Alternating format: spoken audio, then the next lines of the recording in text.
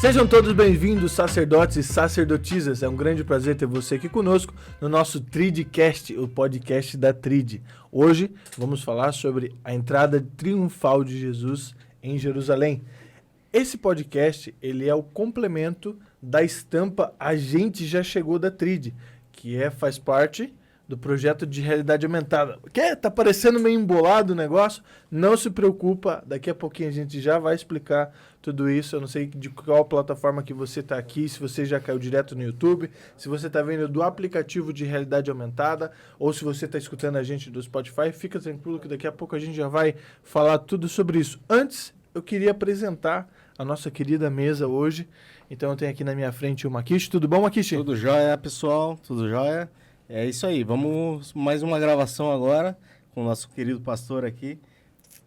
É isso aí, seja bem-vindo. Isso aí, o Makishi já deu introduzido ali. A gente tem o pastor Maurício hoje aqui conosco. Pastor Maurício, seja bem-vindo. É uma grande honra ter o senhor aqui conosco para falar desse tema tão especial e tão cheio de contrastes, né? Que é a entrada triunfal de Jesus. Pastor, fala aí um pouquinho de você. Muito bem, primeiramente aí, feliz por estar aqui, né, falando com você que está nos ouvindo e também nos assistindo nesse momento aí, nesse podcast aqui. Falar um pouquinho de mim, rapaz, é ruim falar a gente, né? Primeiramente, eu nasci em Floripa, tenho esse sotaque de manezinho aqui, né? Mas estou pastor desde 2010, então 12, 13 anos aí pastoreando e agora aqui, tendo a alegria de pastorear vocês. Achei que ia demorar menos o convite, mas chegou na hora. O importante é isso aí. Então, estamos juntos e vamos falar sobre esse tema muito bacana hoje. Maravilha. E aqui à minha esquerda a gente tem o Felipe. Então, temos dois Felipe. A gente separou, né? O Felipe senta de um lado e quem não é Felipe senta do outro. Pode ver claramente aqui que o lado de cá é bem melhor, né? Mas fazer o quê? O pastor realmente esperava esse convite antes. A gente foi fazer uma viagem. Para quem não sabe, ele também é guia turístico. E ele cobrou isso aqui. Ele falou, e eu não vou lá não? Eu falei, vai, pô, calma, vai. Tá ali na lista. Ele era o primeiro da lista, na verdade. Eu falei, tá na lista, fica tranquilo. E esse dia chegou. Eu particularmente, estou bem feliz. E vamos lá, né? Quero ver o que eu vou aprender aqui hoje. Muito bem, então. Então, eu sou o Felipe, o seu host, o seu querido host desse Tridcast de hoje. E a gente vai falar agora sobre esse processo, né? Vocês estão vendo aqui a linda estampa na frente, aqui na tela, a estampa A Gente Já Chegou. Então é Jesus entrando num jumentinho, um jumentinho que é bastante conhecido aí do pessoal. Não vou falar nada pra gente não ser carimbado aí no trademark, mas um jumentinho bastante conhecido da galera aí. E fica tranquilo, porque foram eles que copiaram do burrinho lá do jumentinho de Jesus, entendeu? Verdade, então não se preocupe não, que aí vai ter que se virar com o mestre aí. Eles vão ter que pagar pra gente. E aí ele tá entrando ali pela entrada dos portões, né, de Jerusalém, tem os ramos ali balançando também. E a Trid, para quem não sabe, a Trid é uma marca de roupa que surgiu de uma ideia muito especial, que é a ideia de... A gente parou para pensar assim, e se a roupa que a gente veste falasse daquilo que a gente acredita? Porque ser cristão não é só aquilo que a gente faz ou deixa de fazer, mas é todos os aspectos da nossa vida, né? É como você se veste, é como você fala, é como você trata as pessoas principalmente. E a gente ficou pensando, e se nosso vestuário pregasse pra gente? No sentido de que você tá lá numa festa, ou você tá em algum lugar, alguém olha e fala, poxa, que legal essa tua camiseta, essa estampa que você tá usando, muito divertido. Então, quando a pessoa fala isso, você vai ter lá no seu celular, se você é cliente da Trid, a gente espera que você seja, você vai ter o aplicativo de realidade aumentada da Trid. Então você vai poder fazer uma brincadeira com a pessoa. Não é só a estampa que é legal, tem mais um aplicativo por trás. Aí você pega teu celular, dá lá pra pessoa, eu espero que tu confie nela, né? Porque se der o celular pra pessoa que você não confia, tu pode não ver depois, aí vai querer cobrar da Trid, então não é isso que a gente tá falando. Aí você vai mostrar lá o aplicativo de realidade aumentada. Quando a pessoa apontar o celular para a estampa vai começar a se mexer e vai ganhar vida. Peraí, só um pouquinho. Só quem é cliente da Trid é que vai ter acesso ao aplicativo e vai poder ter essa realidade aumentada, é isso? Isso, porque você precisa da estampa para poder abrir o esquema e tal. Então, assim, você pode ter o aplicativo tranquilo. Então a pessoa vai ter que conversar com o cliente e o cliente, na realidade, não é um cliente, é um parceiro que está ajudando a divulgar as novas do reino. Então. É isso mesmo. E daí, e para você acaba sendo um serviço no sentido assim, às vezes tem gente que é tímido. Eu, por exemplo, não sou uma pessoa tímida. O Lipinho também não é tímido. Mas a minha esposa, por exemplo, é uma pessoa tímida. Ela não gosta muito de falar. Então, uma camiseta dessa, uma oportunidade dessa, você abre a chance de puxar um assunto legal. Porque daí o cara vê a camiseta, vê a realidade aumentada funcionando. Aí, da realidade aumentada, você pode seguir por 2 caminhos. O primeiro caminho é assistir uma animação longa. O que é uma animação longa? Hoje, longo para os padrões de hoje, né? Então, a gente fez uma animação narrada muito top aí. Um abraço pro Abinal, nosso narrador profissional. Que é uma animação de mais ou menos 1 minuto e pouco, que conta... Isso é o longo, nossa. Esse é o longo. Ah, tá certo. Que conta mais ou menos a história por trás da camiseta. Então você tem ali a realidade aumentada, a animação longa, e ainda para aprofundar um pouquinho mais, aí você tem o Tridcast sobre o assunto da camiseta. Então esse Tridcast, ele é como se fosse o último estágio de aprofundamento desse serviço, desse ciclo de conhecimento que as estampas que a marca Trid te oferece. Então, já que eu falei da animação longa... Vamos lá, então. O que tu acha da gente assistir? Pode ser, vamos lá. Nossa equipe técnica consegue botar aí na tela? Aí você vai dar uma olhadinha na animação longa aí para você ver como é que é o esquema. Milhares de vozes gritavam: Bendito é o que vem em nome do Senhor! Pessoas de todas as idades estavam à beira do caminho, balançando ramos verdes ao vento. O clima era de festa. O povo pensava que finalmente viria aquele que os libertaria do poder da opressão e faria de Israel a nação mais poderosa do mundo. Todos testemunhavam o cumprimento da profecia de Zacarias. Exulte, Jerusalém! Eis que o rei vem a você justo e vitorioso, montado num jumento. Jesus chora ao ver aquela cena. O Salvador sabia que a multidão se interessava mais pelos benefícios de ser uma nação poderosa do que pelo perdão de Deus. Pobre multidão! Falharam em compreender que o reino de Deus não é deste mundo. Hoje, façamos dessa história um lembrete de que devemos buscar o Jesus que veio nos libertar eternamente e não atender aos nossos caprichos momentâneos. Não perca o foco da eternidade. Você já tomou a decisão de aceitar Cristo como seu Salvador? Então essa é a animação longa. Ela serve para já dar uma contextualizada do fundamento bíblico por trás da estampa. Porque a funcionalidade da Trid toda, se você pegar o nosso nome, né, Trid, primeiro o Tri, Deus Pai, Deus Filho, Espírito Santo, as 3 mensagens angélicas lá no livro de Apocalipse.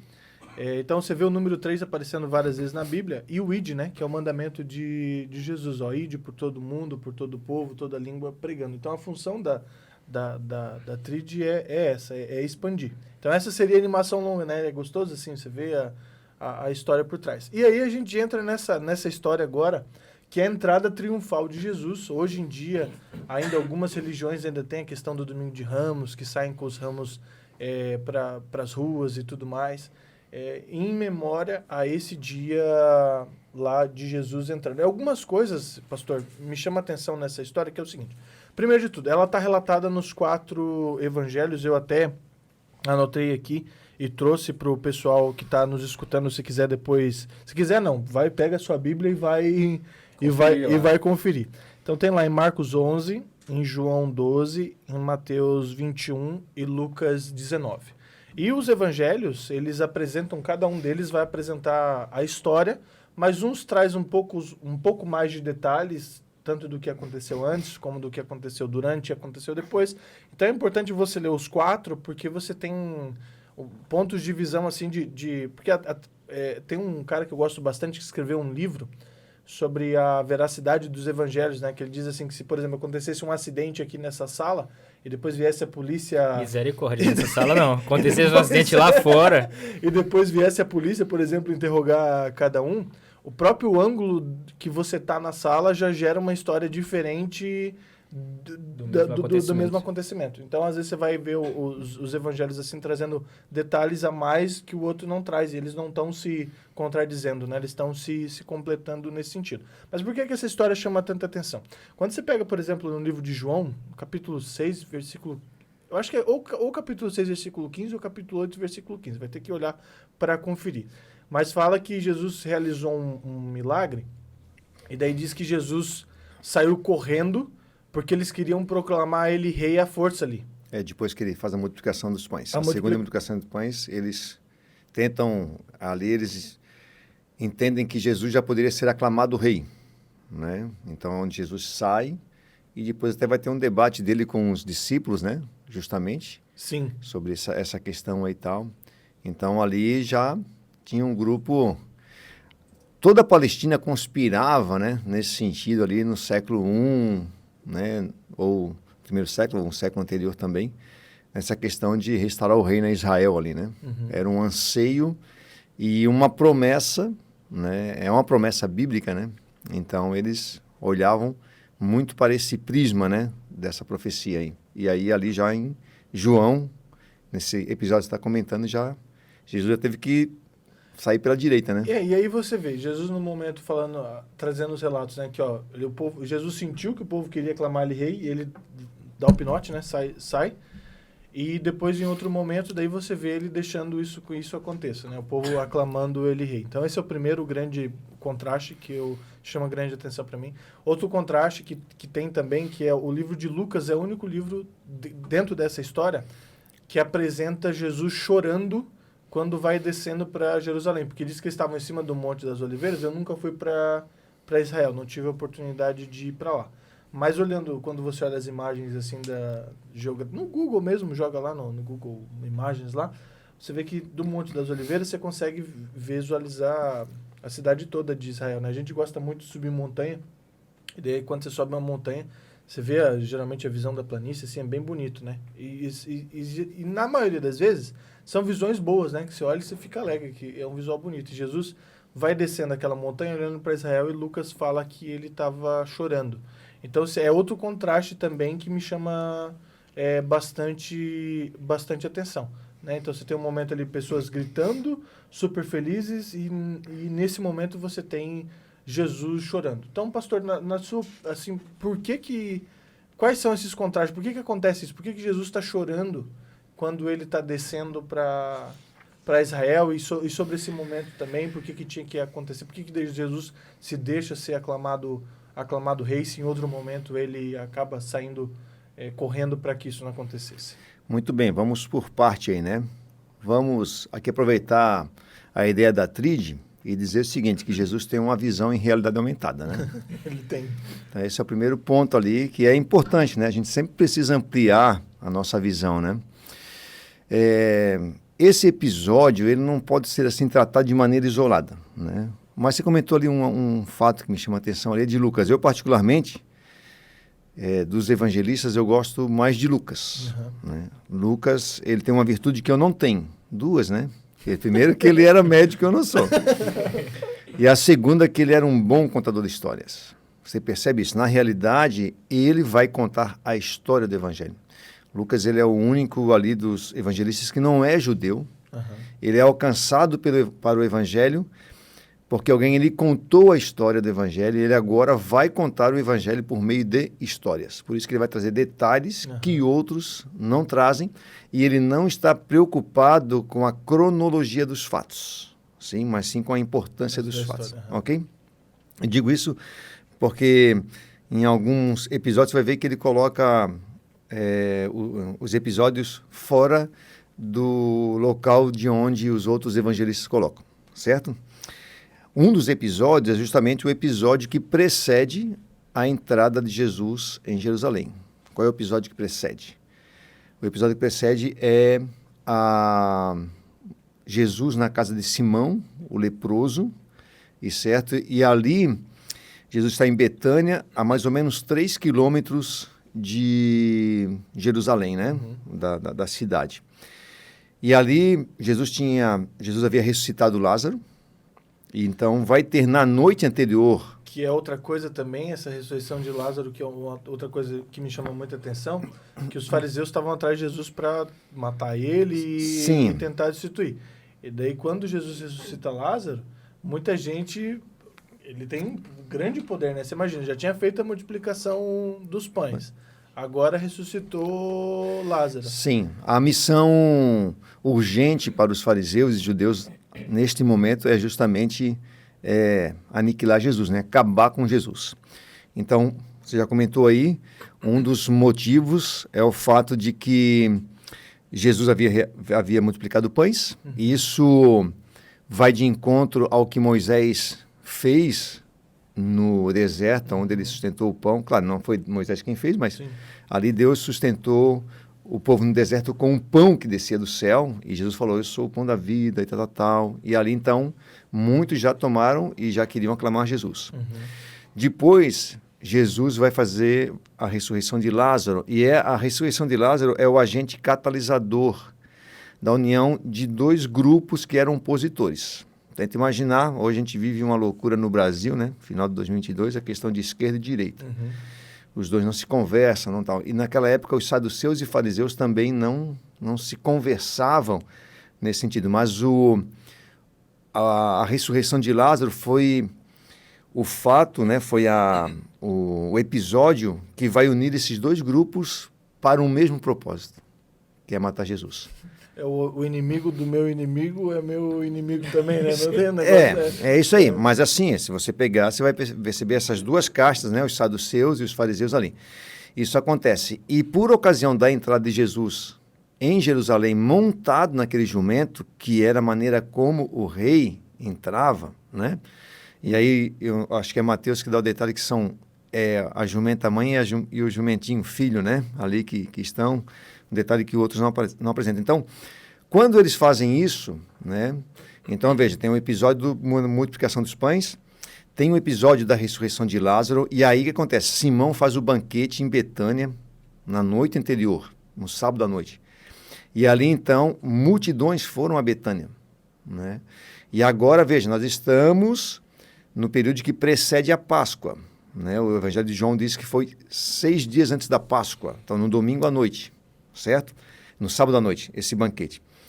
Então, Joséfo chega a comentar que aproximadamente 2,5 milhões de pessoas iam a Jerusalém. Eu acho que é um pouquinho exagerado, mas, né, ali para a festa da Páscoa. Então, tinha judeu de tudo quanto é canto. Sim. Certo? E muitos já estavam sabendo. Tanto que eles tinham dúvida se Jesus iria aparecer ou não, justamente por causa das ameaças de morte ali. Então, quando ele entra ali, né, e aceita ser aclamado rei, a gente vai perceber nos relatos bíblicos que ele fala que os fariseus, né, você fala, olha, a gente tem que acabar com esse negócio, porque lá vai o mundo todo atrás dele, né? Então, Jesus, ele tinha um motivo para fazer isso, né? Agora, é claro, ele vai chorar diante daquela situação, porque ele vai além. E tem muitas coisas que a gente pode extrair, né, realmente dessa história. Vamos expandir um pouquinho mais no conceito fazer um spin-off aqui no conceito da Páscoa, né? Porque isso é importante também, a época que acontece isso, porque a Páscoa ela começa no Egito, é isso, né? Quando vai vir a última praga, que é a praga da morte dos primogênitos, e aí vem a ordenança para o povo de Deus, né? Vocês vão matar o cordeiro, vai passar o sangue no umbral, e aonde tiver o sangue do cordeiro, não vai ser, o espírito de morte não vai passar por ali. E daí ali, naquele momento, é dado todo o ritual, né? Então vai comer erva amarga, vai comer pão sem fermento, uma coisa assim, né? Vai comer o pão sem fermento e tal. E aí você vai fazer isso para lembrar do dia que o Cordeiro te salvou, né? E o Cordeiro que aponta a Cristo. Tanto é que quando João Batista vê Jesus, ele fala, né? Eis o Cordeiro de Deus, que tira o pecado do mundo. E outra parte na Bíblia, o Cordeiro que foi morto desde a fundação do mundo. Em Gênesis, Deus sacrifica o Cordeirinho para fazer roupa para Adão e Eva que não conseguia cobrir o seu próprio pecado. E aí, isso tudo aponta para Cristo. E daí, nessa ceia, Cristo vai falar um negócio que a gente, às vezes, não para pensar, ou eu não parei para pensar muitas vezes, que quando ele quebra o pão e fala, esse é meu corpo, vocês vão fazer isso em memória de mim, ele está pegando uma tradição milenar, que era a Páscoa, e falando até hoje a Páscoa foi a respeito de mim. E agora eu tô aqui.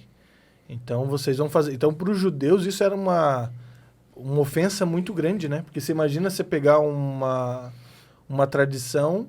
Porque eles já estavam irritados com Jesus por muitas coisas, né? Você imagina você pegar o que é... Ó, Deus salvou o povo no deserto e o sangue do cordeiro agora é o meu sangue. Então os fariseus enxergavam isso como muita prepotência, né? Você imagina aquele clima de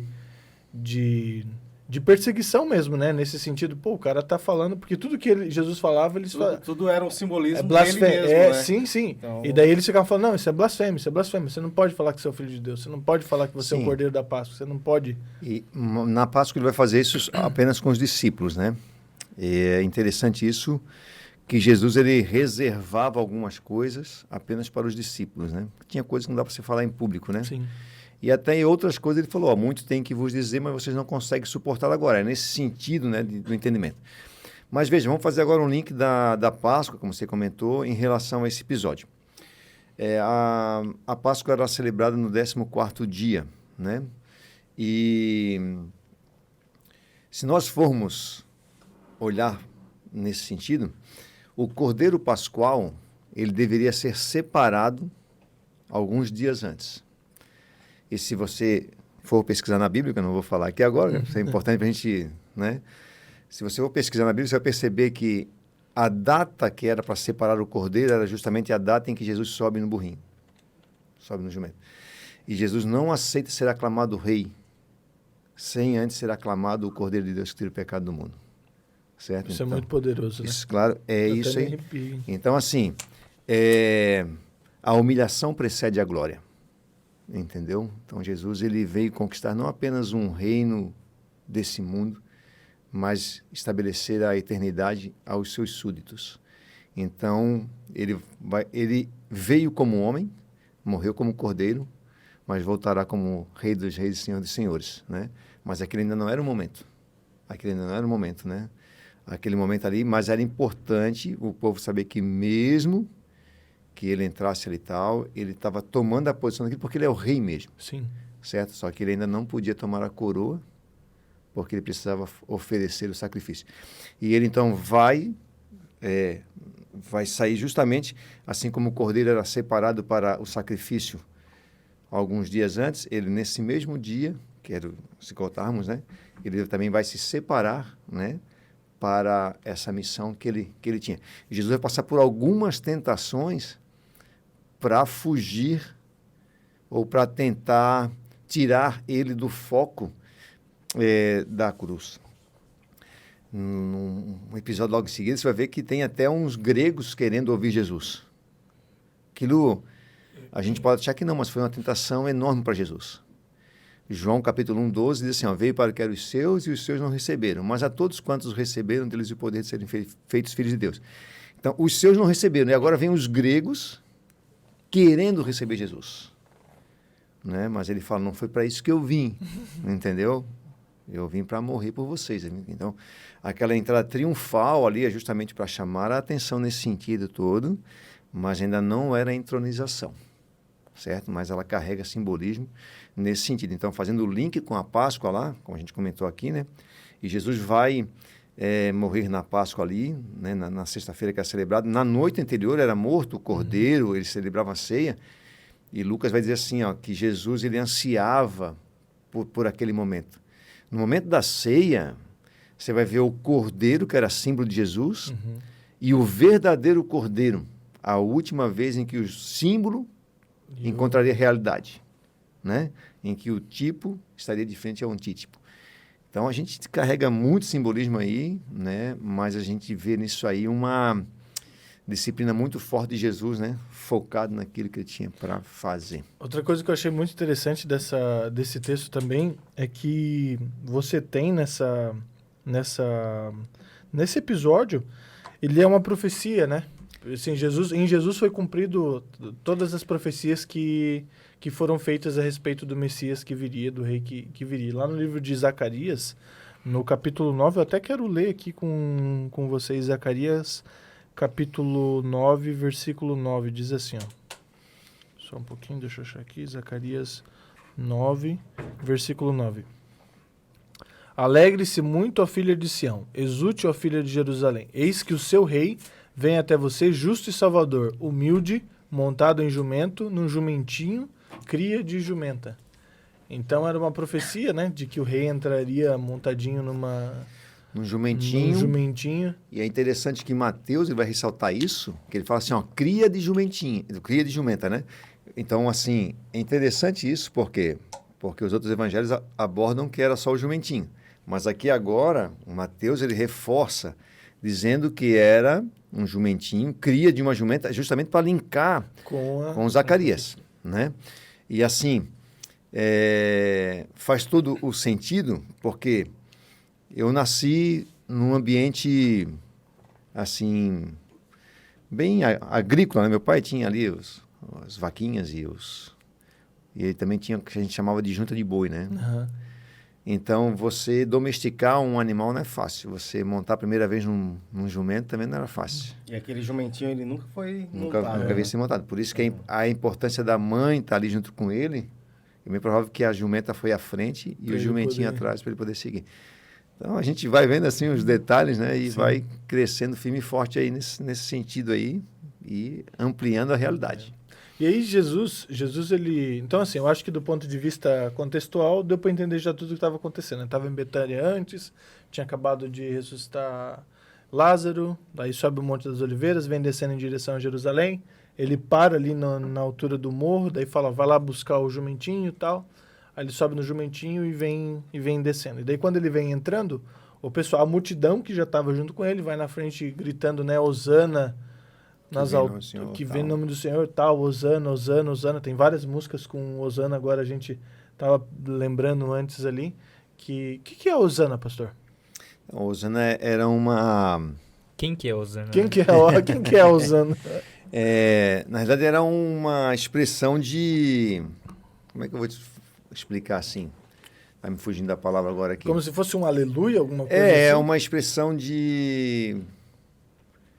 Rapaz, agora tá me fugindo a palavra. Glória. Ele envolve tudo isso aí, mas é como se você tivesse... É um título, né? Como se fosse uma expressão, um título para reverenciar nesse sentido, né? Ah, entendi. Então, trabalha ali, né? E aí, essa multidão vem e lança tudo aquilo diante de Jesus. Eles vão tirando as capas, vão voltando para Jesus fazer. As crianças estão envolvidas ali, né? Expressando realmente isso aí. Mas veja, ele é aclamado como rei com esse título, né? Será uma aclamação ao rei, né? Ali que vinha e tal. E vem em nome do Senhor. E Jesus vem ali agora, né? E ele é aclamado rei. É interessante que alguns dias depois, né? A condenação dele é porque ele é chamado de rei dos judeus, né? Sim. Então a gente fica vendo assim, aquele mesmo povo que aclamava, usando que vem em nome do Senhor, alguns dias depois gritava crucifica-o, crucifica-o, né? Como é ruim a gente conhecer apenas partes da Bíblia, né? Ou assim, ter só uma visão limitada da palavra de Deus. Isso aconteceu porque os judeus, eles tinham uma visão do Messias, eles não conseguiam enxergar o Messias como um sofredor, conforme relata lá em Isaías. Sim. Eles só conseguiam ver a face do Messias que iria tomar o reino a Israel, que iria ali se assentar no trono de Davi, expulsar os romanos dali, né? Eles não, embora tivesse várias profecias que falassem do servo sofredor, do Messias, que pagaria o preço e tudo mais, como eles estavam cegados a respeito disso, né? Não, pois é, porque, por exemplo, você pega... Isso aqui eu acho que é uma grande lição pra gente, que é às vezes, a gente pega a Bíblia para estudar, isso aconteceu na época de Jesus, aconteceu antes e acontece nos dias de hoje, a gente pega a Bíblia para estudar e estuda só aquilo que a gente quer ou entende só aquilo que a gente quer entender. Porque quando você pega, por exemplo, Isaías mesmo, por suas pisaduras fomos sarados, o castigo que nos traz a paz estava sobre ele ia ser moído tal, e a Bíblia vem falando disso várias vezes, até o próprio ritual do santuário, que era o sacrifício de um cordeirinho, né, que apontava para quando o Messias viesse, também esse sacrifício aconteceria. E eles desprezaram tudo isso.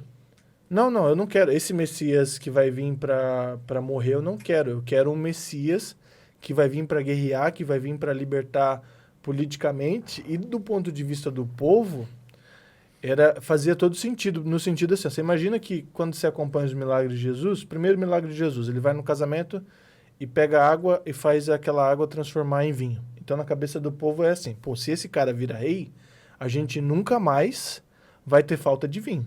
Porque bota uma torneira lá na saída do reino dele lá, ele abençoa ali, já vai sair já direto o vinho. Esse povo viu Jesus pegar 5 pães e transformar em alimento para uma multidão. Então assim, Israel não vai mais passar sede e Israel também não vai mais passar fome, porque ele tem poder para alimentar a multidão. Eles viram também diversas vezes Jesus Cristo curar gente com mão ressequida ou defeituoso dos olhos, por exemplo, né? O cego, o leproso e incontáveis. Gente que não andava. Então, na cabeça deles pô, acabou, o SUS chegou aqui e acabou no... Esse é o comandante do exército, né, meu? Então, assim, Se o camarada for abatido ali, o camarada já passa, não, vamos lá, levanta aí de novo. Tu imagina assim, o cara vai lá, toma uma espadada, e ele não precisava nem estar no campo de batalha, era mais ou menos assim, Israel sairia pra guerrear. Olha na cabeça do povo como é que é o negócio, Israel sairia pra... E daí, aí eles veem Jesus curando as partes do corpo, e daí o milagre mais alto é a ressurreição de Lázaro. Então na cabeça desse povo era assim, ó, a gente vai sair pra guerrear, vai morrer um monte de gente. Depois que morrer, Jesus passa de braço aberto assim no meio do povo. E daí vai igual aquela visão do Vale dos Ossos Secos, né? Tipo, os caras mutilados assim no campo, daí vai se juntando no braço, pum, o exército tá lá de novo. Então assim, a gente não vai passar sede, a gente não vai passar fome e ninguém vai mais morrer. Então assim, era totalmente entendível do lado do povo que agora a gente vai virar a nação mais forte do mundo porque acabou, não tem mais escassez de recurso, não tem mais morte, e a gente vai dominar tudo, e agora a gente vai matar, os romanos estão oprimindo a gente, e a gente vai oprimir os romanos. Então eles pintaram na cabeça deles um Messias que não existia biblicamente, né? E isso aí, veja, mesmo depois da morte de Jesus, na ascensão de Jesus, em Atos capítulo 1, no verso 8 ali, se eu não estou equivocado, os discípulos perguntam, será por este tempo que restaurarás o reino de Israel? Então, talvez ainda estava com aquele negócio. Os próprios discípulos, né, a mãe de 2 deles, chega, né, quando você for rei aí, ó, um na direita, na esquerda aqui e tal, né, o primeiro-ministro, ministro da fazenda, tudo aqui e tal. Então, eles têm essa percepção, né? No próprio evangelho ele também mostra que na hora que houve a entrada triunfal, eles não perceberam o que estava acontecendo. Eles só fizeram esse link depois com a profecia que tinha sido feita. Sim. Então eles não estavam esperando isso realmente acontecer. Sim. Além de não esperar acontecer, né, Felipinho, assim, as pessoas elas estão desejosas, né, de que coisas boas aconteçam. Sim. Né? A gente está nesse mundo e a gente deveria desejar mais a volta de Jesus, né? Porque aí é a hora que ele vai ser realmente aclamado Rei dos Reis, Senhor dos Senhores. A gente vive sempre numa expectativa de que as coisas podem melhorar, precisam melhorar e vão melhorar, né? Então, aquele povo também era um povo sofrido também, né? A gente precisa também avaliar por esse lado. Outro lado também era um povo que nem todo mundo tinha acesso à educação, né? E se você consegue manter um povo sem cultura, sem educação, você domina com facilidade esse povo. Então, veja, mulheres não liam naquela época, né? Jesus vai ser filho de Maria, que é uma exceção, que sabia ler, né? Sabia escrever, mas isso não era. As mulheres não iam para a escola. As crianças iam até uma certa idade, mas, tipo, tinham que passar por critérios ali, né? Mas poucos iam para a escola dos profetas. Poucos tinham acesso à palavra de Deus, né? Então, agora quem está ali coordenando isso são os fariseus, os saduceus, e por isso que Jesus muitas vezes joga duro com eles, né? Vocês têm acesso e vocês obliteram, né, essa informação, esse conhecimento do povo, porque vocês também estão cegados a respeito disso. Então, hoje, né, aquele povo que estava ali aclamando, aguardando Jesus, esperando aquilo era um anseio, né, do povo. Isso já vai vir desde Macabeus, o período ali de revoluções em cima disso. O próprio Barrabás, né, era um ladrão que muitos aplicavam ali. Então, se levantava esses motins, esses movimentos, porque se ansiava por isso aí, né? O próprio apóstolo Paulo também, quando é preso, né, o centurião chega para ele, mas o chefe da guarda, né, mas você não é o camarada que levantou no deserto lá e veio fazer. Então, agora Jesus ele vai trazer, né, o que talvez depois vai inspirar Martin Luther King em toda a guerra contra a segregação norte-americana, né, que é estabelecer um reino sem se você se opor com guerra ou com derramamento de sangue, né, ou com violência, né? Jesus ele não vai.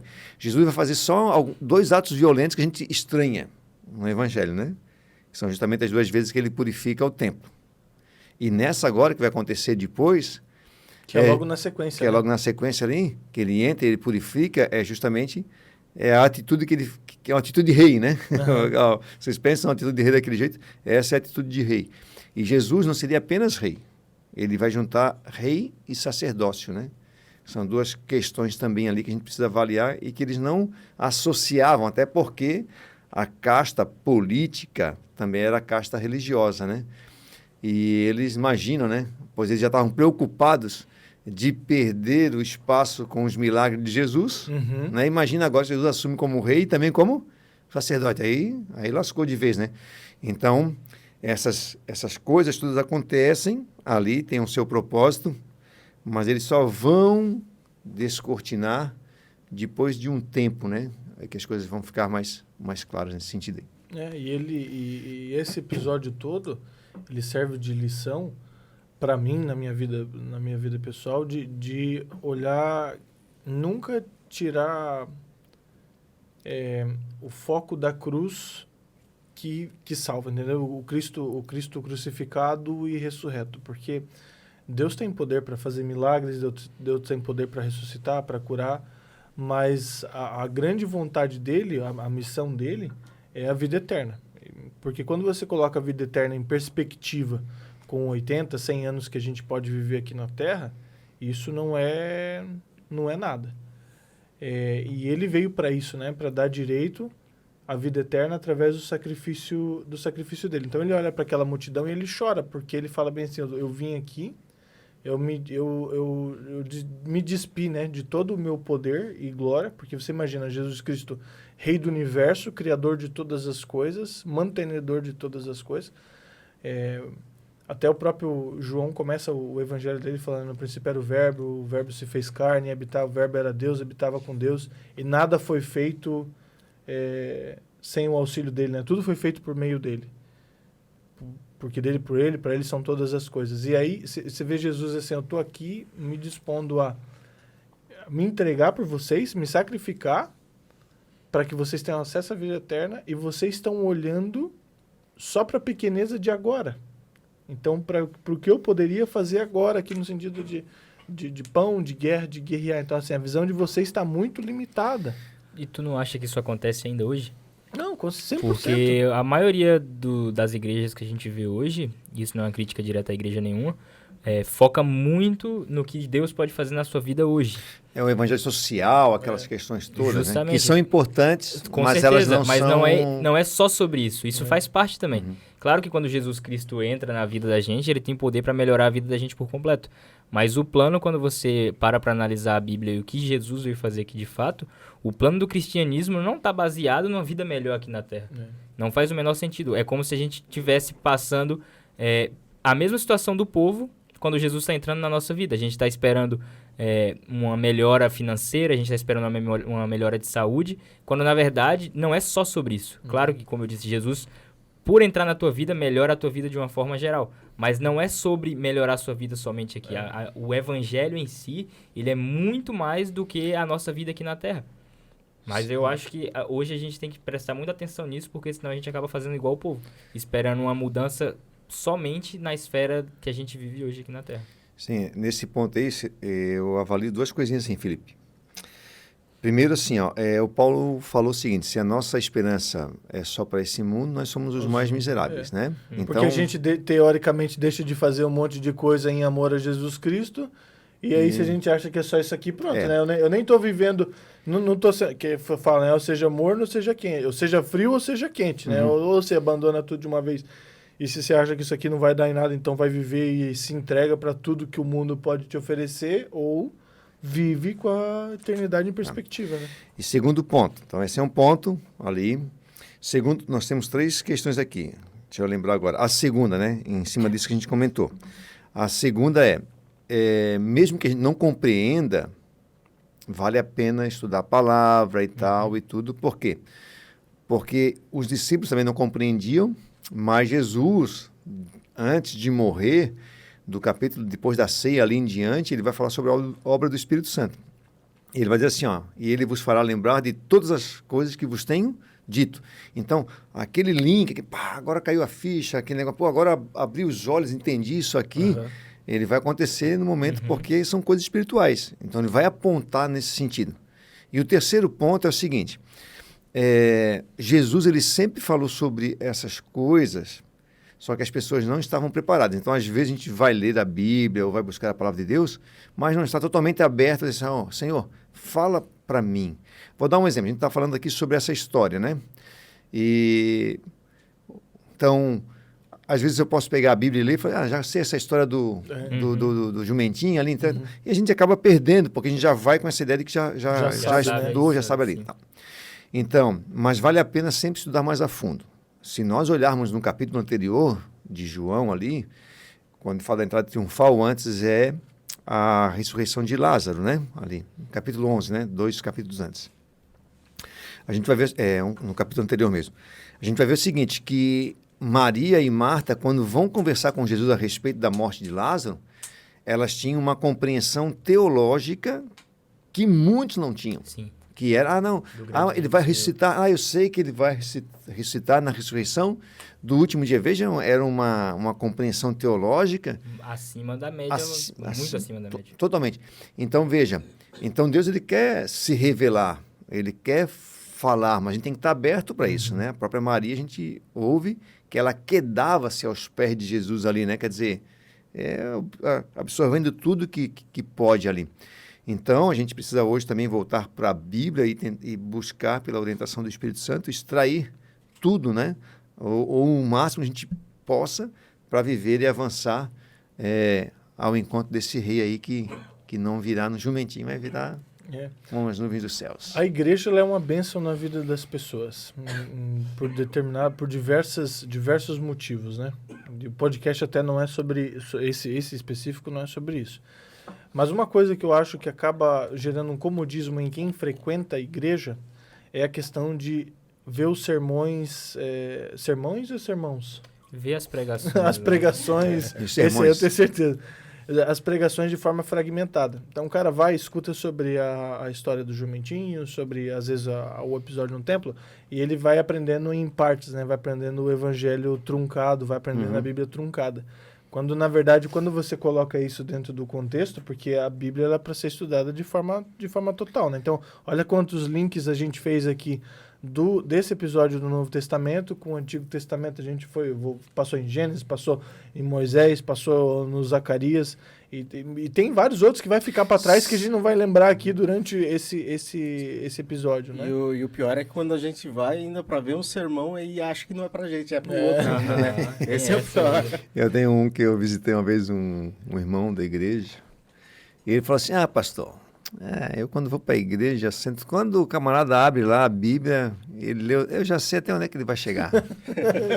Aí, e aí você vê esse tipo de situação, e daí fica muito fácil quando você coloca esse plano de fundo, você cair na cilada que o povo estava caindo, que é de esperar algo de Deus que ele não tem para sua vida, né? Porque assim, uma coisa que o Lipinho falou aqui e deixou claro, que a gente não está pregando uma vida miserável de flagelo, né? Sim, de autoflagelo. Até porque a Bíblia em nenhum momento fala sobre tomar a sua cruz.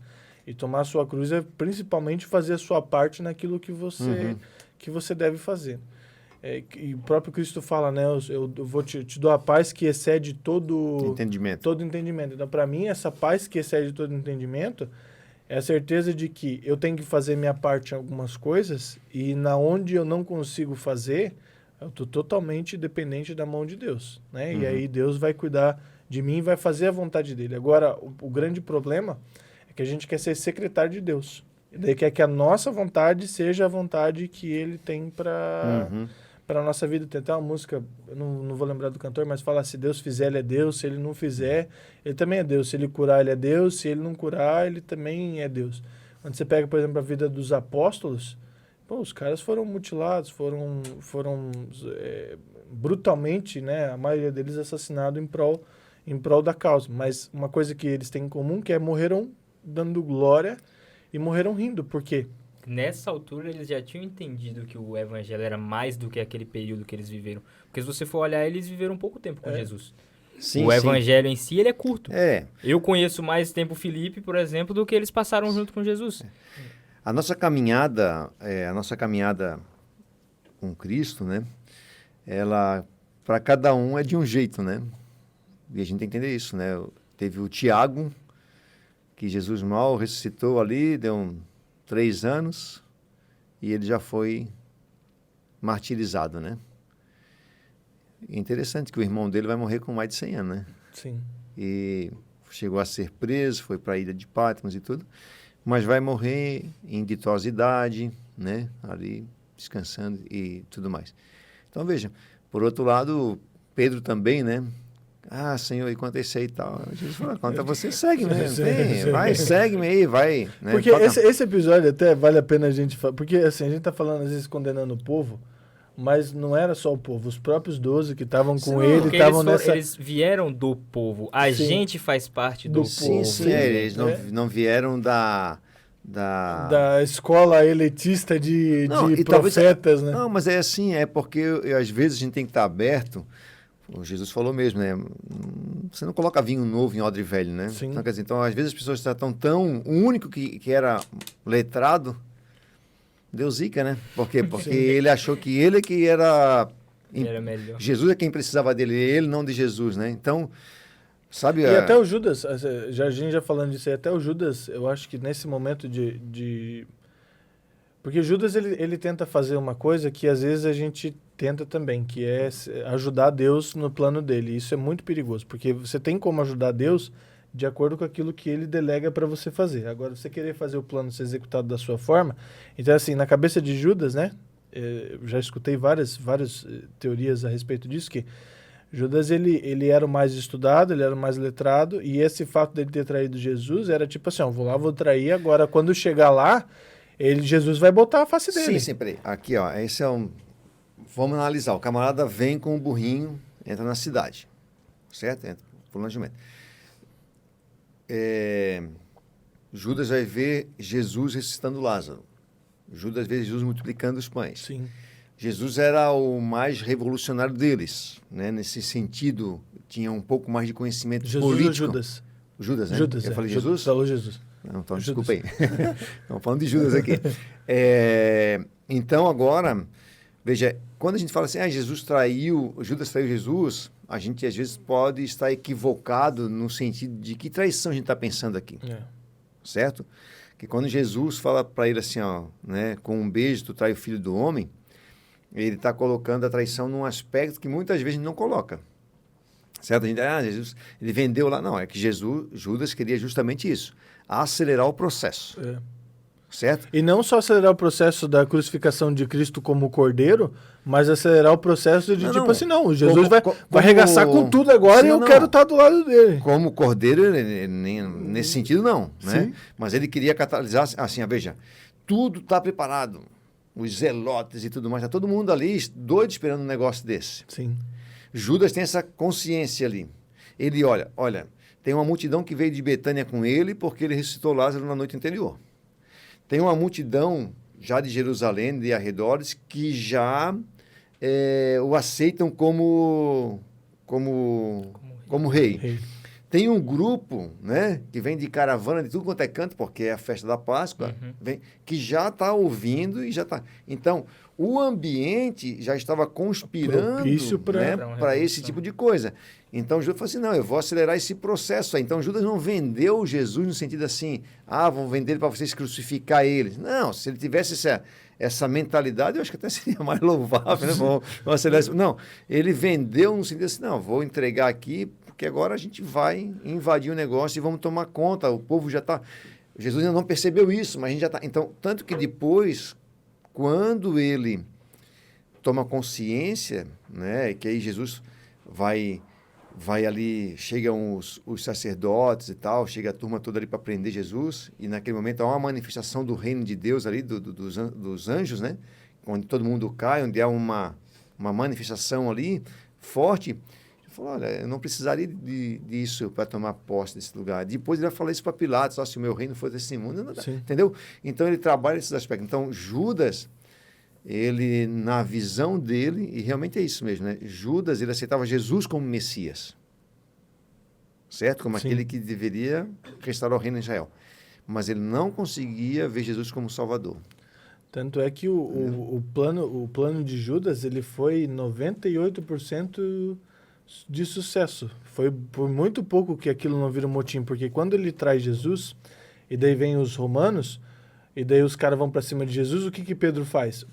Pedro, ele desarma um cara, um soldado profissional, assim, Pedro pescador. Pedro, ele desarma um soldado profissional, ele pega uma espada e ele vai para arrancar a cabeça do cara. Ele arrancou a orelha, mas não arrancou... Ninguém pega uma espada e bota na altura da cabeça de alguém para arrancar uma orelha.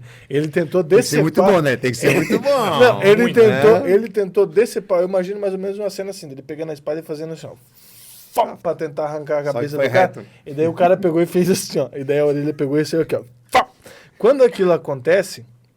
Eu não sei vocês se já passaram por uma situação dessa de estar num lugar... Não, ninguém nunca tentou arrancar a minha orelha.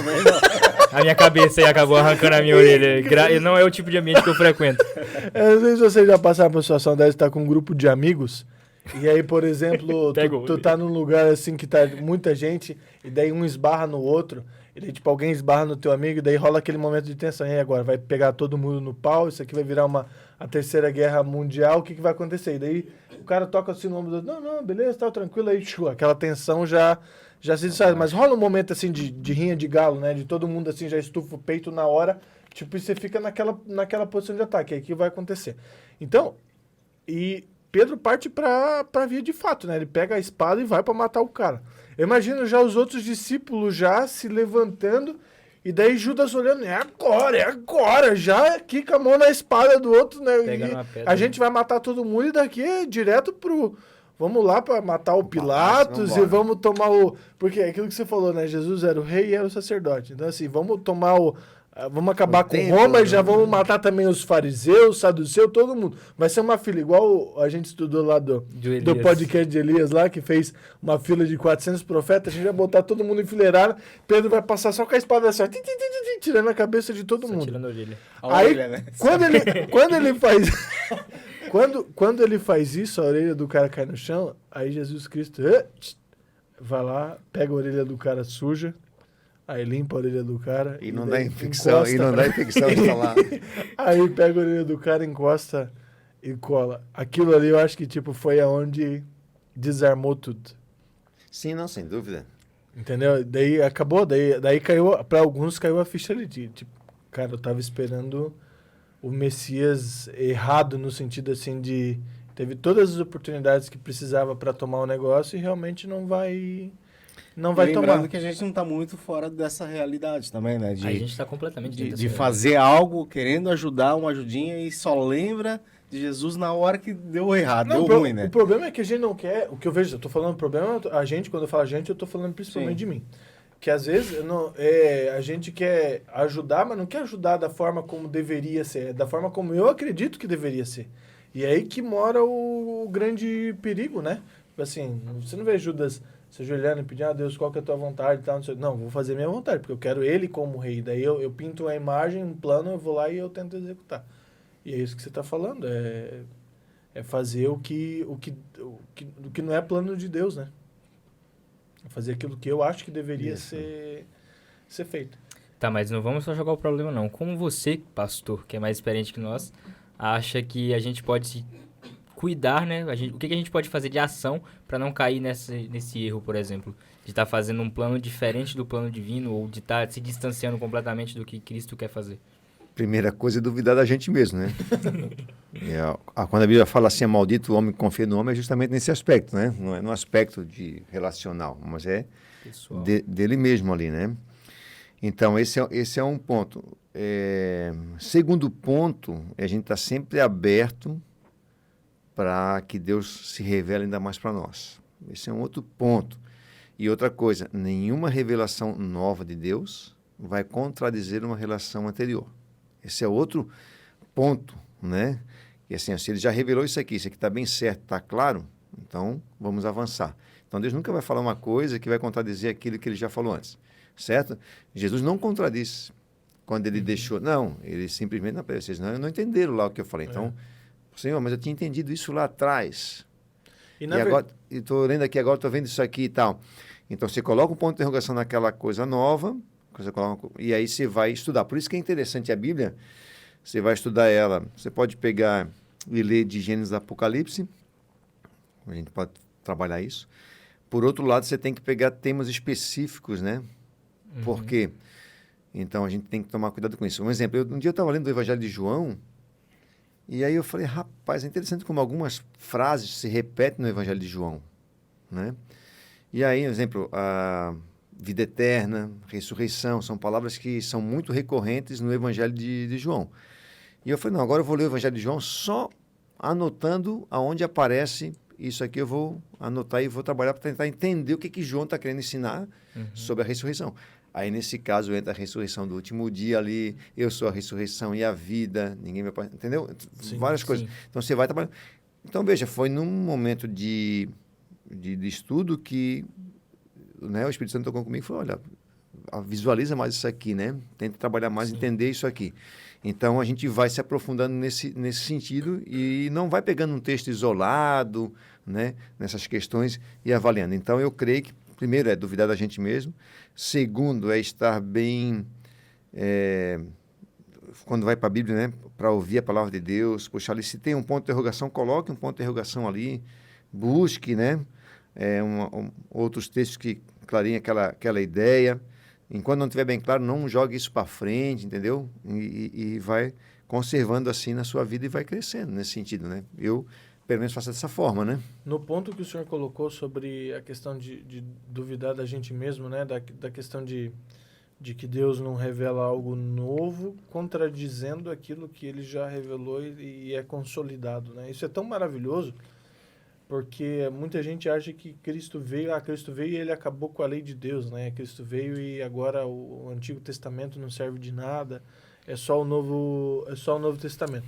Isso é um comentário tão assim baixo e pobre, no sentido de que Cristo, na verdade, ele pega a régua e levanta ela num nível tão grande, que é só a graça de Cristo para que a gente fosse salvo. Porque ele chega assim e fala assim, vocês acham que adulterar é pecado? Se você olhar para uma mulher e desejar, você já adulterou com ela no seu coração. Então ele está tirando a régua do campo da ação e jogando ela para o campo da mente. E aí, meu filho, ninguém livra disso. Você está achando que matar é pecado? Vocês estão se vangloriando que vocês não matam ninguém? Se vocês olhar com ódio para alguém, você já matou o cara no teu coração. É por isso que ele fala, eu sou o caminho, a verdade e a vida, e ninguém vai ao Pai senão por mim. Porque se você tentar pela sua força, pelo seu braço, você não vai conseguir chegar em lugar nenhum. É só pela graça de Cristo. Essa história que você comentou a gente tá sendo do burrinho ali e tal, né? Mas assim, tudo faz parte dessa questão aí, né? Porque tudo faz parte dessa questão pelo seguinte, é porque o ponto central da história do burrinho, de Jesus entrando com a jumentinha em Israel, pra mim, tá? Tô falando minha opinião pessoal agora, Felipe. Não é o burrinho é legal, porque é cumprimento da profecia. E você vê em alguns outros momentos, por exemplo, Davi também num jumentinho e tal, essa história toda. Então, assim, mas era importante aquela situação ali. Jesus não faz nada por acaso. Sim. certo? Aquela ali era um momento importante e ele aceitou ser adorado como rei, Sim. porque de fato ele é rei. Então, por isso que ele aceitou aquilo. E não teria outra oportunidade para ele aceitar. Ele já sabia que ele ia... Sim. Páscoa Né? já Se tava nós chegando, né? estudarmos a Bíblia, a gente vai perceber claramente. Um exemplo, em Lucas, né, já vai aparecer de que ele iria para Jerusalém para morrer. Sim. Né? Ali quando fala da transfiguração E e ele tal. já até tinha corrido de ser aclamado como rei, já para que não matassem Sim, ele antes do tempo. Isso aí. Então, ele vai permitir que aconteça na hora certa, Certo. no momento que era... Então, ele aceitou ser aclamado como rei, porque ele é rei mesmo. Sim. Jesus, ele não é apenas o meu salvador, ele é o rei da minha vida, ele é o Senhor da minha vida. Esse é outro aspecto importante do Evangelho. Né? Jesus não é só o meu salvador, ele é o Senhor da minha vida, ele quem orienta, ele quem deve dar aí as diretrizes da minha vida. A graça é isso, né? O Evangelho é isso. Né? Então, ele vai fazer esses aspectos aí e ele que é o rei, então agora ele vai dizer as leis e tudo. Então, nesse caso, né, lá no Sinai, veja como a revelação é progressiva. A revelação de Deus, o conhecimento que a gente tem de Deus, ele nunca vai fazer com que uma revelação clara do passado seja mudada. Ela vai ampliar aquilo ali, certo? Ele vai ampliar aquela realidade. Então, um exemplo. Você comentou agora aí, Jesus falou, não matarás, não adulterarás lá no deserto. E aí os judeus vão pegar o seguinte, não, adulterar é realmente O ato. Tem que ter dormido ali, tem que ter acontecido, né? consumado. Senão, não era. Né? Hoje a gente tem algumas pessoas que ainda discutem a respeito disso, mas biblicamente, do ponto de vista de Deus, ele falou assim, tu já olhou e tal. Já. E eu lembro de uma situação, eu uma vez estava dando estudo bíblico para uma família, não vou dizer assim o lugar para não... Pelo amor de Deus, não né? fale nenhum detalhe a mais. Embora seja longe daqui, mas eu estava dando estudo bíblico para a família, era a esposa e 2 filhas, e o marido não participava do estudo. Né? Então eu dava o estudo ali e tal. E aí um dia eu cheguei na casa dele e tal, ele falou assim, olha, que bom que você está vindo aqui e tal, né? As minhas filhas estão precisando, né? Tal, de orientação, minha esposa, não sei o que e tal. Eu falei, ô fulano, então senta na mesa também com a gente. Eu não preciso não, né? Tudo bem, eu sou uma pessoa do bem, eu ajudo isso, ajudo aquilo, né? E ele trabalhava com um pessoal no litoral, né? Aí, literalmente na praia, assim. Aí eu falei, não precisa, não, eu sou uma pessoa que não sei o que e tal. Aí eu falei, então, deixa eu te fazer uma pergunta. Você desce, né? Você vai para o litoral trabalhar? Sim, vou e tal. Quando você está na praia assim, né? Trabalhando ali e tal. Eu já sei onde é que isso vai chegar. Quando vê tem umas moças bonitas lá, né? Trabalhando e tal. Aí eu falei... mas eu nunca traí a minha mulher e tal. Aí eu peguei esse texto bíblico, né? E dei pra ele. Aquele que olha, né, com intenção impura no seu coração, já adulterou, ele falou para mim, tô lascado, né? Tô lascado. Porque o evangelho é justamente o contraste do que é a natureza divina e do que é a natureza humana. Sim. Então, assim, por isso que eu tenho que olhar sempre para mim, é por isso que eu digo assim, a gente não passa de um verme, segundo a própria palavra de Deus lá em Isaías, quando vai falar a respeito, o vermezinho, né, de Israel ali, tal. Que é isso que o pecado fez com a gente. Mas aos olhos de Deus, quando a gente se coloca diante dele, a gente deixou de ser um verme, né? Sim. E passa a ser um filho amado que pode sentar diante de Deus e conversar com ele e tal. Mas assim, eu só vou deixar de ser um vermezinho quando Cristo voltar, quando o rei voltar. Porque quando o rei voltar, ele vai transformar os seus súditos, né?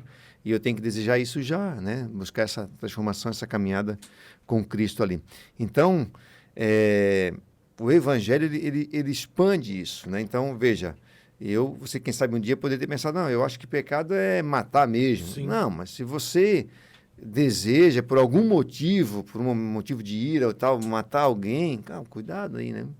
Porque você pode estar alimentando, você só não executou por falta de oportunidade ou por medo da consequência daquilo. Sim. Né? Mas a gente tem que tomar cuidado e entender isso. Então, esse nosso Cristo, né, que humildemente vem agora como um servo para morrer por nós, subiu naquele burrinho, entra na cidade, ele chora, né? Jerusalém, Jerusalém, que mata os profetas. E aí aí é o ponto que eu estava falando central, que é o seguinte, para mim, toda essa história, o centro dela, a gente já discutiu aqui amplamente sobre a necessidade desse evento acontecer no momento que aconteceu, perto da Páscoa e tudo mais. Mas o fato de Jesus chorar é o ponto central, que é Jesus olhando para o povo dele e pensando, né? Ele até fala assim, se Sodoma e Gomorra tivesse realizado os milagres que... Vai ter muito mais... Como é que ele fala? Vai ter muito mais cobrança para vocês que viram o Filho de Deus, o Filho do Homem caminhando aqui. E ele chora. Então até você falou que a gente está saindo da história do burrinho, né? Mas assim, é isso, porque para mim né? o centro disso tudo é Jesus olhando para o povo dele e chorando lá, chorando hoje. E interessante assim, ó, a gente parar para analisar, ele chora ali, Lucas ressalta isso, e João ressalta que ele chorou na ressurreição de Lázaro, dias anteriores ali, poucos dias antes. Alguns sentimentos Jesus teve que ir segurando, né, durante a sua jornada. A gente, quando é mais jovem também, a gente segura com mais facilidade as emoções, né? Eu já estou passando os 50 e hoje, assim, às vezes eu choro até por... Comercial de... Comercial de TV. Então, assim, mas assim... Eu tô lascado. Por que eu digo isso assim, ó? Jesus, ele começa a externar ali as suas emoções, até porque ele sabe que, né, que ele não vai ter muito mais tempo, né? Ali, então ele chega ali, ele olha... Gente, Jerusalém, né, Jesus está entrando agora nessa cidade que era o objeto de amor de Deus. Sim. Foi instituída para um propósito grande, né? Que cumpriu aquilo que Deus tinha proposto, mas não aquilo que o povo deveria se propor. Sim. Entenderam? Aquilo que Deus tinha proposto, Deus cumpriu. Sim. Deus estabeleceu, Deus não abandonou o seu povo, né? Ele foi fiel e Deus não muda, por isso vocês não são, né, destruídos, Sim. diz ali e tal. E Deus vai trabalhar esse aspecto ali. Então, mas Jerusalém não, Jerusalém era o objeto, né, do amor de Deus ali. Até quando Deus chama Abraão, ele vai falar, né, de ti farei uma grande nação e todas as nações da terra serão abençoadas. Então, assim, Deus não escolhe. Isso é outro erro também, às vezes teológico, que as pessoas têm por falta de ler a Bíblia, que é a solução que o pastor apontou para que você não tenha Jesus chorando por você no mau sentido, né? Então, vai ler a Bíblia, mas... que o povo tem, não, Israel que é a nação escolhida, né? Porque foi escolhida por Deus. Mas Deus nunca escolheu. Não é exclusividade no sentido assim de, não, só Israel vai ser salvo. Não. Era que, através do exemplo de Israel, as outras nações reconheceriam, né? Sim. Deus como o verdadeiro Deus, como... É o que a gente chama teologicamente de atração centrípeta, né? O fato de que você deveria atrair, né? Quer dizer, aquele povo é tão abençoado, aquele povo é tão bom, Era aquele ser povo o exemplo da tão amoroso. Isso vai acontecer em alguns momentos, né? Um exemplo, você vai pegar o início do reino de Salomão e isso acontece. Um exemplo disso é a rainha de Sabá, né? Que ela ouve a respeito daquilo ali. Até a própria Páscoa, né? Que como o senhor falou ali, que antes que na Páscoa voltava judeu de várias regiões, eu bati no microfone, voltava judeus de várias regiões do Oriente Médio, da Ásia, da Europa, né? E ali, então veja assim, então, né, ela tinha essa atração ali e não cumpriu, né? Então Jesus olha para aquilo ali agora, sabe que vai morrer ali, né? Vai morrer fora da cidade, assim como o cordeiro morria fora do templo, né? Ali tem todos esses aspectos aí. Ele vai chorar na ressurreição de Lázaro, porque ele não chora por causa de Lázaro, né? Ele chora por causa dos judeus ali que estavam ali e tal, mas que ainda não tinham aquela situação. E a gente vai ver que em outros momentos, né, a Bíblia não apresenta, não fala que Jesus estava chorando, mas muitas vezes quando ele falava com os fariseus, raça de, né, hipócrita e tal, ele falava aquilo com a voz embargada, né, de choro, porque, imagina, ele amava, foi por eles, né, de maneira primária que ele vem ali para restaurar aquele povo ali. E aí Jesus chora nesse sentido, agora ele entrando naquele jumentinho, né, para olhar a cidade. E era bonita a cidade, hein? Se você ler um pouquinho, você vai perceber, lembra no momento em que os discípulos olham para o templo Sim, e falam ficam admirados com os tal. tamanhos das pedras e tal. Não, aquele templo era confeccionado ali de mármore, né? E aquilo, o sol batia, refletia a cor do sol, um dourado assim, que esplendoroso. Então era uma cidade bonita, uma cidade que já era a cidade de Salém, a cidade onde Melquisedeque era rei e sacerdote, né? Então é uma cidade já escolhida há muito tempo, né? Para ser o lugar de paz, né? Ali.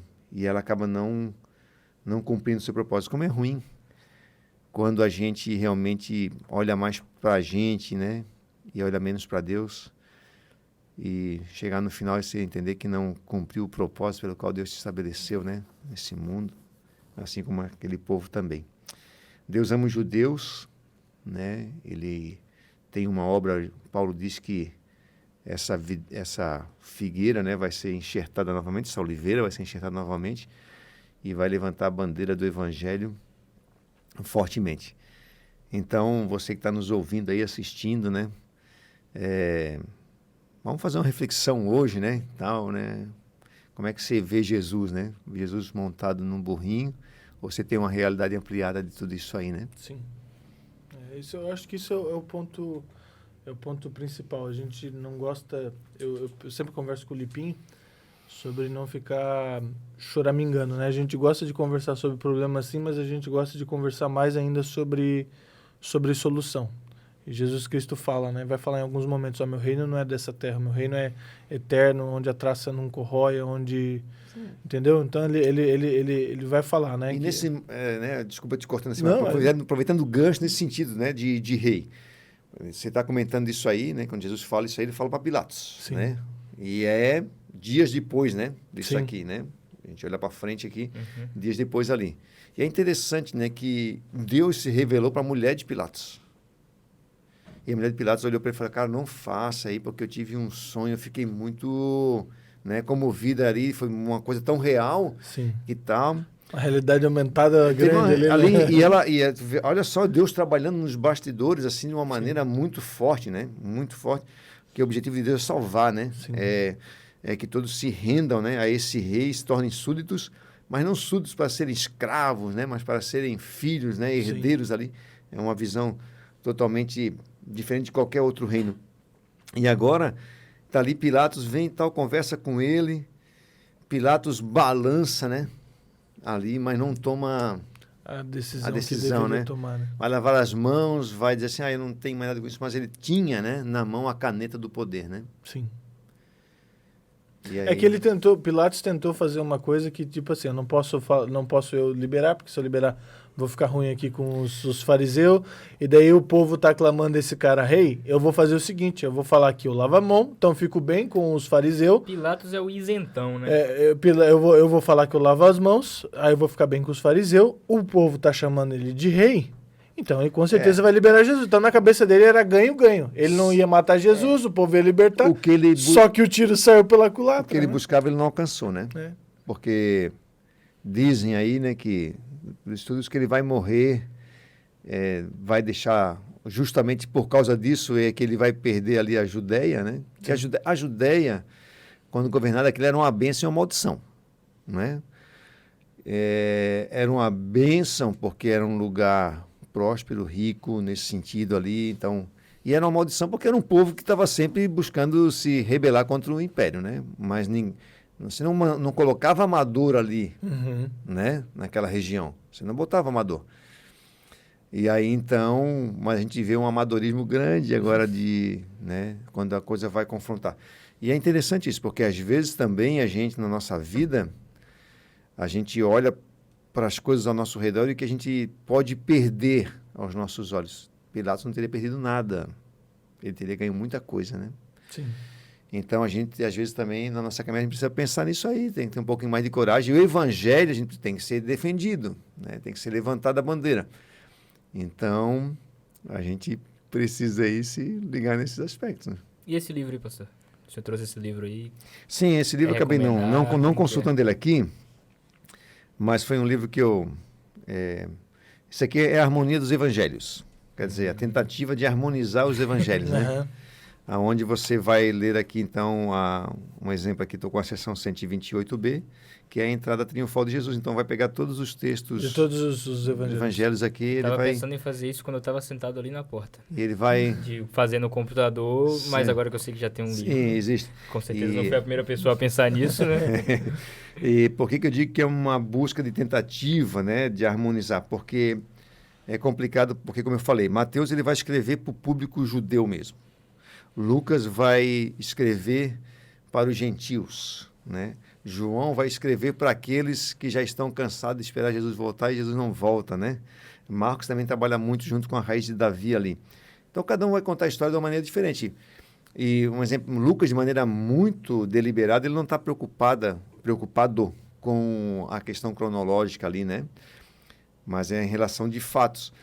Mas quando você, um exemplo, você pega na sessão anterior, quando fala de Jesus ungindo, a Maria ungindo os pés de Jesus, um exemplo nessa harmonia do Evangelho aqui, existem várias harmonias, tá? Não é só isso aqui, existem outros livros com o mesmo objetivo.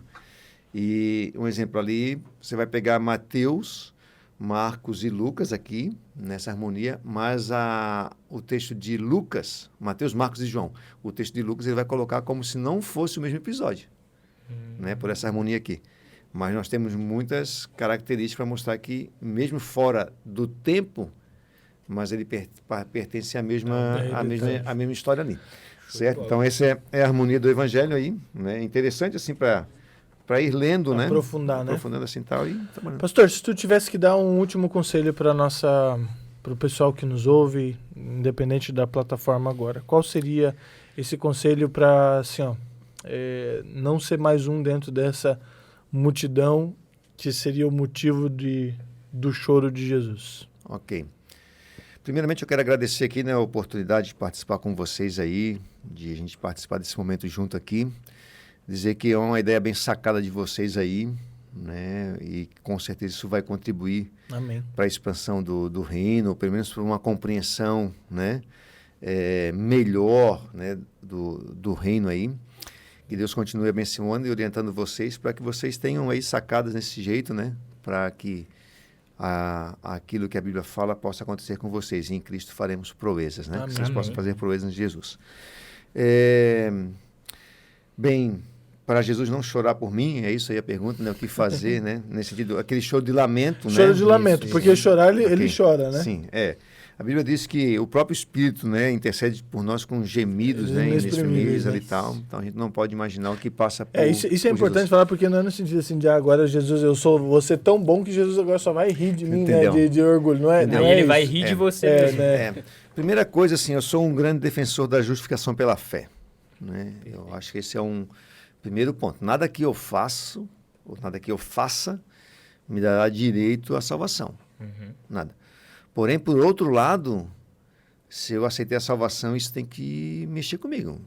Se eu continuo na mesma coisa, é porque eu não entendi ainda. Então, eu sempre tento buscar cada vez mais o grande esforço que foi para Jesus, né, vir, se despir da divindade e pisar no terreno do inimigo e morrer por mim, né, e olhar e avaliar aquilo e dizer assim, ó, Senhor, né, que esse teu poder, que esse amor transforme meu coração, né, transforme a minha vida, me transforme numa pessoa melhor em relação a mim mesmo, né, assim, nesse sentido, não melhor, agora eu sou, Melhor né, que nesse os sentido, outros, né. sim.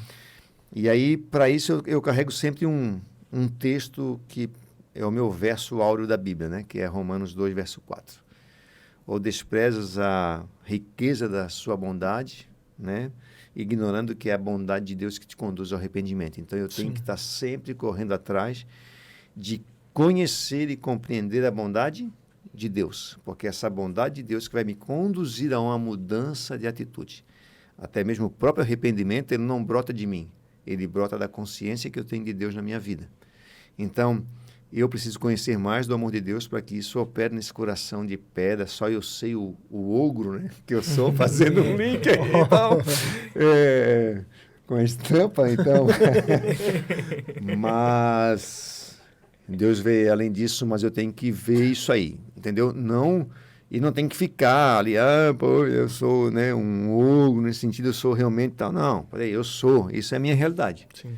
Mas a minha realidade ampliada é o que Deus tem para mim, Sim, show de né? bola. E que a gente um dia chore nos braços de Jesus, mas pelo amor, e que ele chore dizendo assim, seja bem-vindo ao reino, né, meu filho. Amém.